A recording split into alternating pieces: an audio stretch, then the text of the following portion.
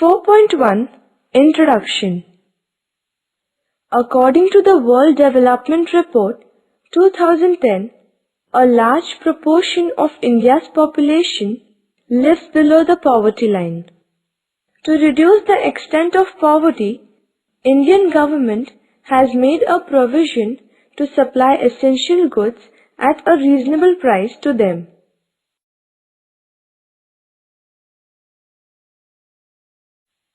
(4.2) Public Distribution System (PDS). Meaning and explanation. It is a food security system launched by the Government of India. Through this system, food items like wheat, rice, sugar, etc., as well as non-food items like clothes, kerosene, etc., are distributed at subsidized rates among the needy people in India. Thus, many fair price shops are established in several states across the country. Both the central and state government share the responsibility of regulating the public distribution system. The central government is responsible for storage, transportation, and allocation of food grains, whereas state government holds the responsibility of distributing the food grains to the consumers through fair price shops. State government are responsible for operational activities like identification of families below the poverty line, allotment of ration cards, supervision of functioning of fair price shops, etc. 4.3 Objectives of Public Distribution System. There are two main objectives of public distribution system. 1.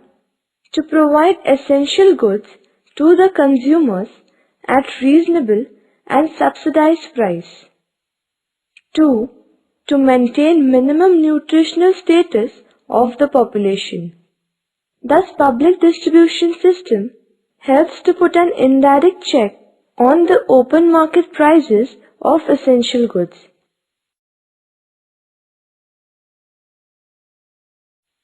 (4.4) Progress of public distribution system.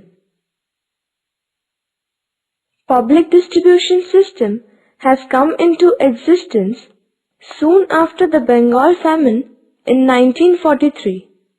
Through this system, a network of fair price shops is established to distribute food grains in the country. In India, the number of fair price shops was nearly 47,000 in 1960. It increased from 4.58 lakhs in 1999 to 4.74 lakhs in 2002 and 4.99 lakhs in 2011. The offtake from public distribution system was nearly 19 million tons of food grains in 1991 to 92, but recently it has declined. It is because the difference between the open market prices of wheat and rice and price determined by public distribution system is reduced. 4.5 Drawbacks of public distribution system. 1. Limited benefits to the poor. Under PDS, food grains are provided to ration card holders only. These ration cards are issued on the basis of residential address. So seasonal migrant workers and homeless people are not able to get its benefits. 2. Regional disparities. Some regions are well developed while some are less developed. In some states, large number of families are below poverty line. But the offtake of food grain through PDS is not accordingly. Due to this regional imbalance, most of the people are deprived from the benefits of PDS. 3. Urban bias. Nearly 75% fair price shops are in the rural areas, but the offtake of food grains through PDS is more in urban areas. The transport system in villages is not as efficient as in cities. Due to this, at times, food grains, kerosene, etc. are not available in most of the fair price shops in rural areas. 4. Inefficiency of Food Corporation of India. It is the duty of Food Corporation of India to supply food grains for distribution through fair price shops. But there are some inefficiencies. Excess stock of food grains is not stored properly. Therefore, it creates scarcity of food grains even after an increase in production. There is a pressing need to eliminate these drawbacks.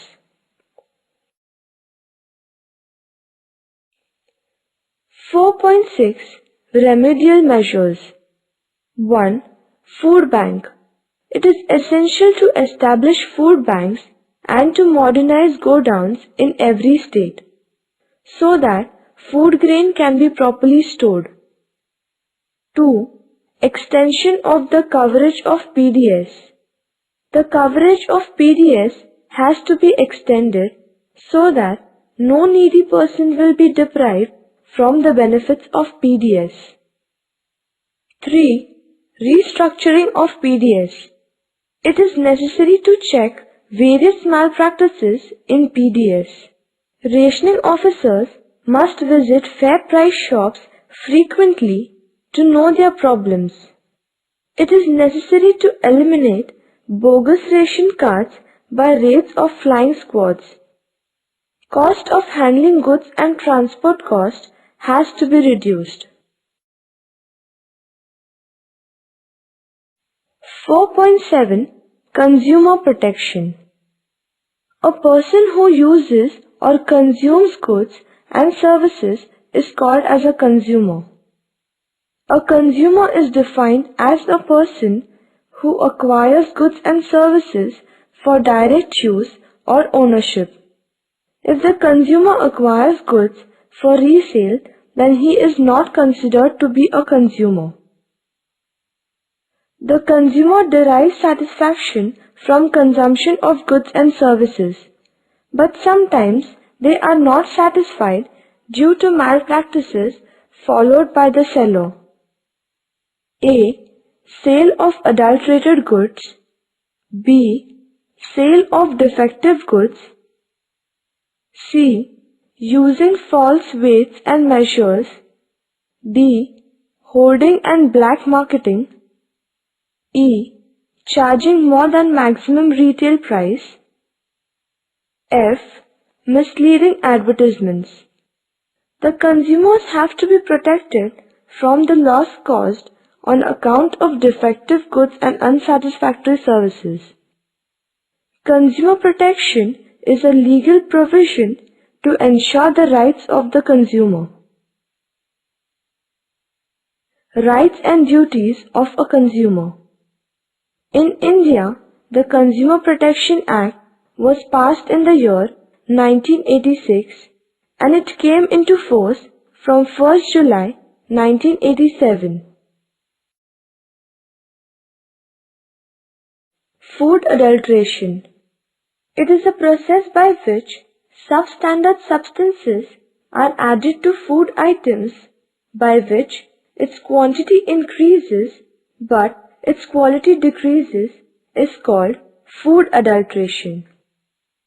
Some adulterants are visible like stones, leaves, soil, etc. Consumers can remove them, whereas some adulterants are invisible. For example, milk adulterated with water or chemicals, pulses adulterated by artificial colors, etc. They are very harmful as they cannot be removed easily. They may lead to serious health problems like cancer, paralysis, diseases of skin and eyes, or even death. Food adulteration adversely affects the health of the society. It is a serious social crime. Therefore, it is a moral responsibility of all of us to restrict food adulteration for healthy and strong India.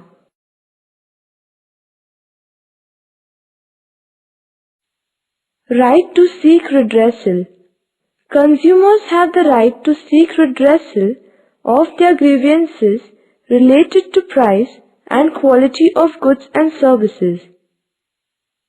If required, the product must be repaired or replaced by the seller or manufacturer. The consumers' redressal agencies include the District Forum, the State Commission, and the National Commission. The Supreme Court is the final court of appeal and verdict. Right to consumer education. The consumers must know about the relevant laws to prevent unfair trade practices and to follow the procedure while making complaint. Right to clean environment. Everyone has the right to enjoy a pollution-free environment. If anybody creates pollution by means of garbage, air, water, noise, etc., a consumer has the right to lodge a complaint and to seek its redressal. Main objectives of Consumer Protection Act. 1. Providing better and all-round protection to consumers. 2. Making provisions for a simple and speedy machinery for redressal of consumers' grievances. It provides a statutory recognition to the following rights of consumers. Rights to safety. The consumer should be protected against goods and services which are hazardous to health. For example, protection from defective vehicles, inferior electrical appliances, harmful pesticides, etc. Right to be informed. The consumer must be provided with accurate information about quality, purity, price, quantity, and the standard of goods and services. Right to choose. Consumers have the right to make a choice from variety of goods and services as per their purchasing power and preferences. Right to be heard. Consumers have the right to be heard by manufacturers and dealers about their opinions on production. Duties of a consumer. Be quality conscious and aware of rights to restrict business malpractices. Beware of misleading advertisements. Insist the seller to give a bill, receipt, and guarantee card. Compare the quality, price, durability, after-sales services, etc. of the product. Carefully inspect variety of goods and make the best choice. In India, 24 December is the National Consumers Day, while 15th March is World Consumers Day. Lok Adalat is an effective source of rapid redressal in our country. Consumers' protection is a social responsibility. So various consumer organizations are actively functioning worldwide. Targeted Public Distribution System. Since June 1997, a dual pricing structure was introduced under targeted public distribution system. Accordingly, the target was to distribute food grains at reasonable prices to the needy families above poverty line, at a very low price to the families below poverty line. A ration card is essential to obtain food grains through public distribution system. It has the information of number of family members, and accordingly food grains are supplied through particular fair price shop. The government of Maharashtra provides a ration card of a particular color as per the economic status. Generally, white ration card is given to those families whose annual income is more than rupees 1 lakh. They are excluded from the benefits of public distribution system due to high economic status. An orange ration card is provided to those families whose annual income is between 25,000 to 1 lakh. They get 5 kg rice, 5 kg wheat and 2 liter kerosene per month at lower rates than the market price. Families below poverty line have yellow ration card. They get 25 kg rice and 10 kg wheat every month at a subsidized rate. Under Antyodaya scheme, very poor people are provided with food grain at the lowest price. Under Niradhar Yojanas, senior citizens below poverty line are provided 10 kg rice free per month through PDS.